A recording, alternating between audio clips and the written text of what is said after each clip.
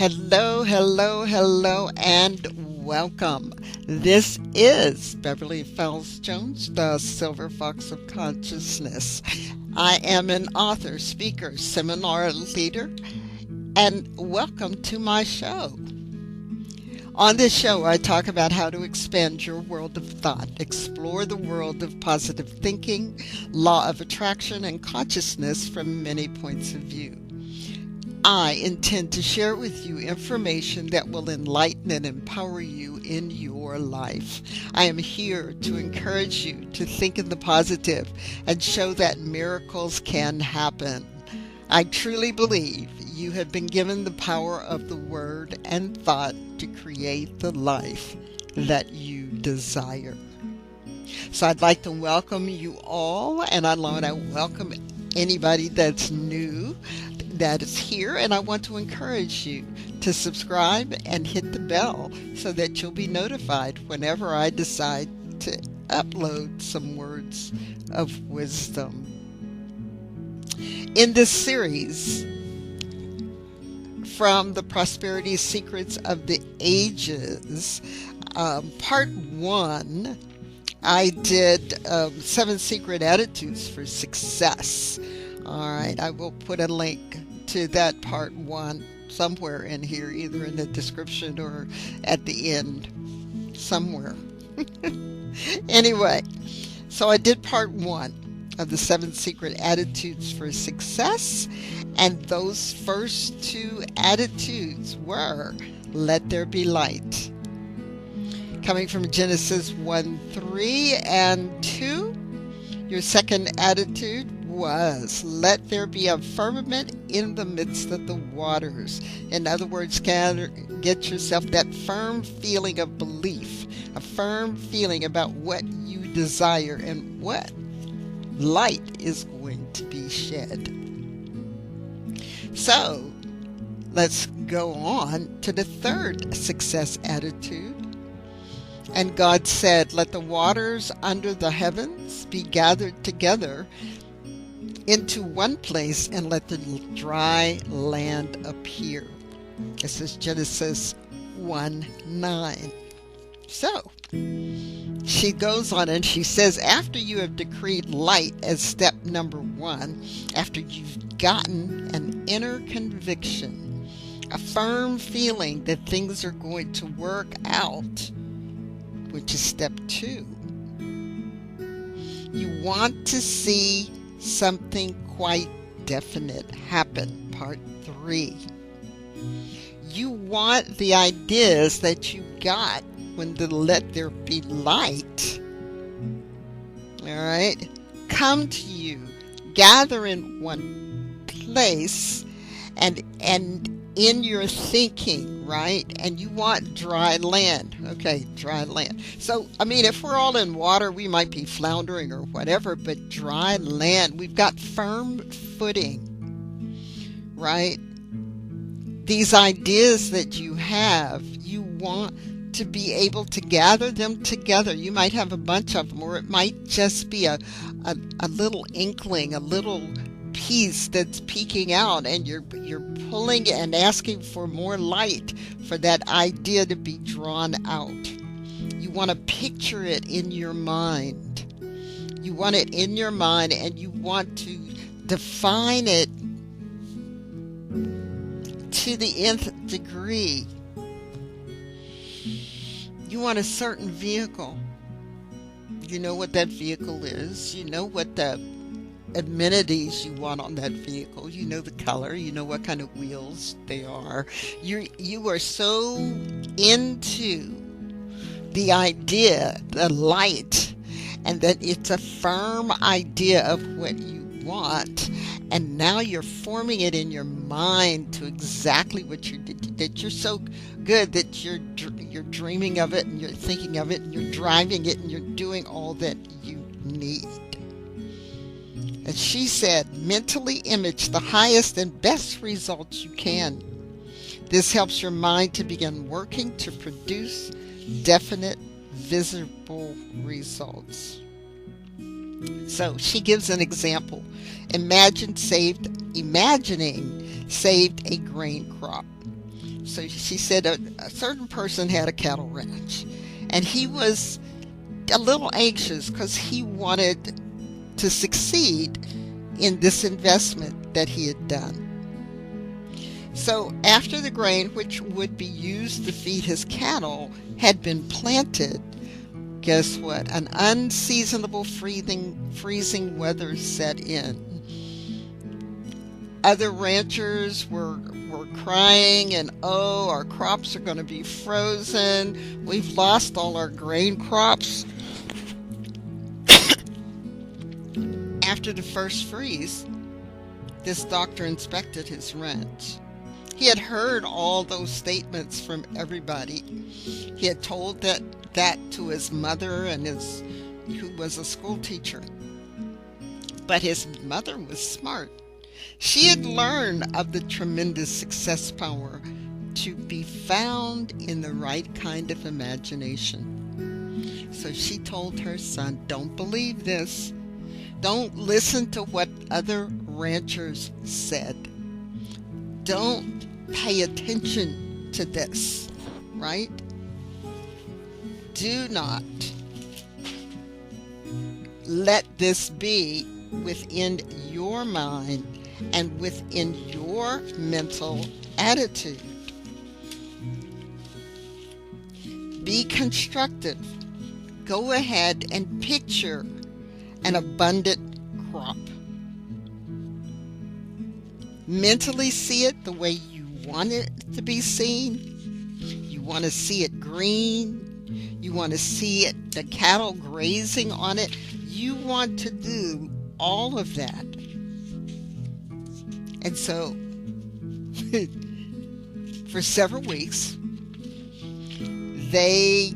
I'm telling you, it was freezing weather. It persisted. And he kept hearing the other ranchers complaining about their doomed crops. And as best he could, because he's hearing all this stuff, he tried to picture a rich harvest of grain for his own cattle. He worked hard to dissipate and get rid of any fear and doubt that he had. But it's hard to get rid of things when all around you things are failing. People are doing different things. It's hard for you to believe that it's going to be different for you, right? However, he decided that he was going to work at this. To help him hold to the picture of green crop, his mother brought home from her classroom a sheet of green drawing paper. It was a shade of light green, similar to the color of the grain that the cattle would graze on. And then she asked her son to sketch on that green paper an outline of his property.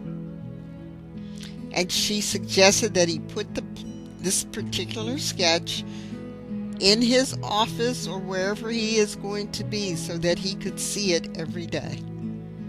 If he was about to worry about the grain, he was to look at that green sheet and picture his entire ranch as covered with healthy, green, growing grain. So you know where I'm going with this. In spite of several freezes, this success technique worked. His grain was saved, even though crops on adjoining ranches were lost. She says you should picture definitely and in detail the highest and best results you can imagine for a given situation. So I'm on a book study on Tuesday nights, and we are studying the book The Science of Getting Rich by Wallace Wattles, which may be the next book I decide to go through. We'll see. But he says how to use the will. He says the picture of your desires, held with faith and purpose, is taken up by the formless and permeates it to great distances throughout the universe, for all I know. He said, use your mind to form a mental image of what you want and to hold that vision with faith and purpose, and use your will to keep your mind working in a certain way.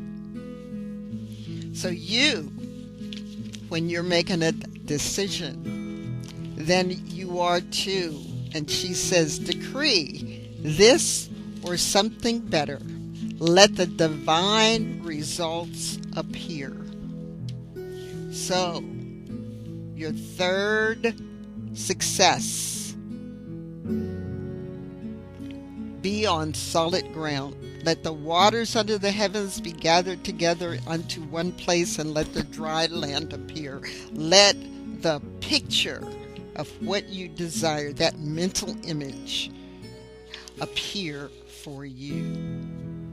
Now, the fourth success attitude is, then God said, let there be lights in the firmament of heaven to divide the day from the night. Genesis 1:14.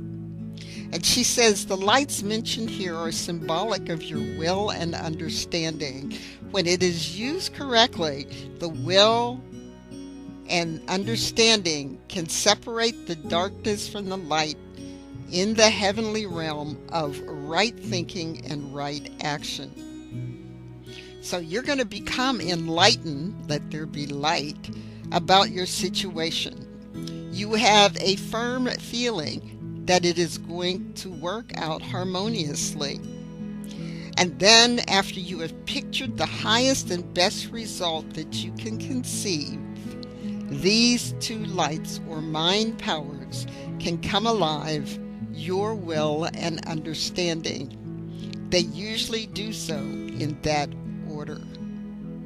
So of these two lights, your mental faculties, the will wants its way first. And Waterswan has a whole section that says further use of the will. He says, give your attention wholly to riches. Ignore poverty. He has a whole section on ignoring poverty and what to do about this. He has you. You can serve God and man in no more effective way than by getting rich. That is, if you get rich, now here it is, by the creative method and not by a competitive one. Because, guys, ladies, gentlemen, there is no competition. There are no competition. There is only competition if you think. You do not have to take from one person to receive what you desire. All right, so she goes on to say, it is impatient for results and can trip you up if you aren't careful. When your human will tries to push you around and impatiently forces you to take action, remind yourself that the will and understanding should work together. But the understanding must lead the will.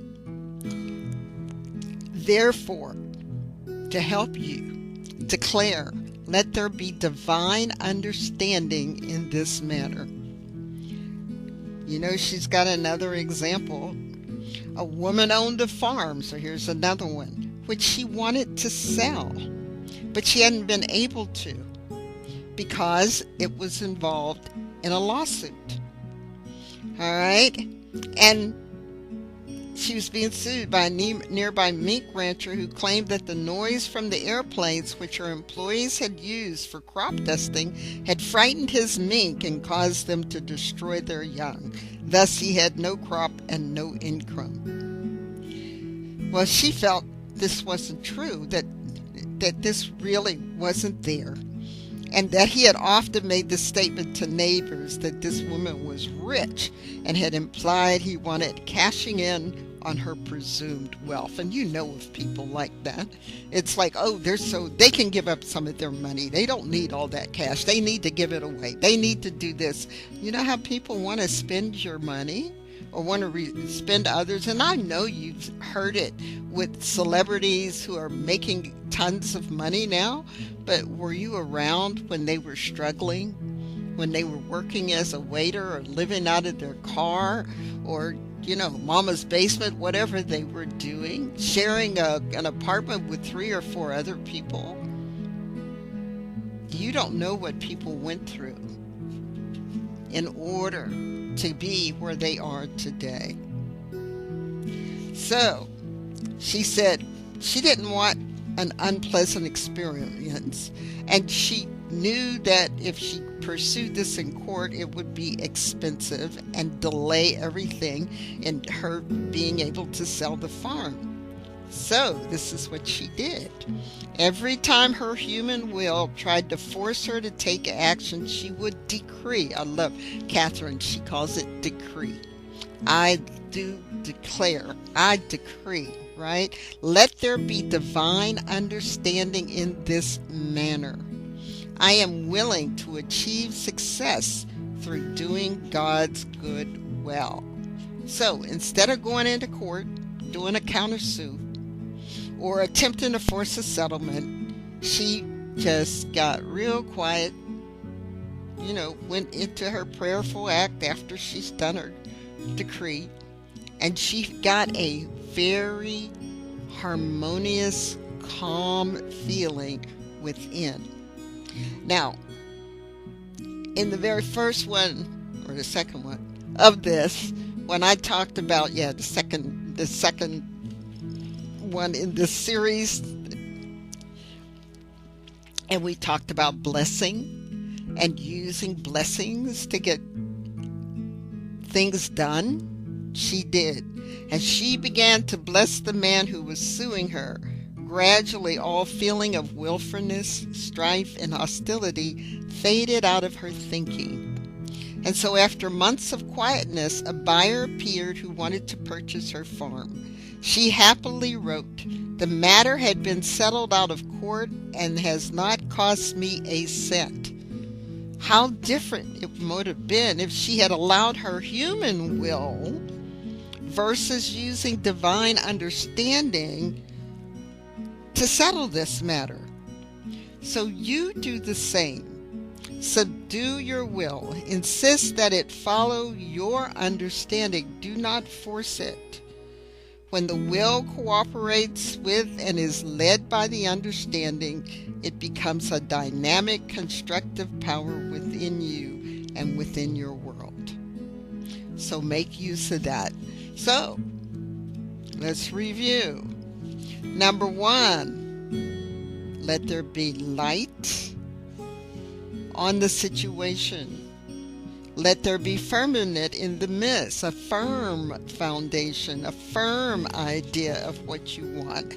3, let the waters under the heavens be gathered together in one place, and let the dry land appear. Mentally image the highest and best result you can get on this part. Let the light and the inner convictions that have already come in this situation now be gathered together in one place. Let the divine results begin to appear. And 4, and God said, let there be lights in the firmament of heaven to divide the day from the night. And so therefore, and her decree,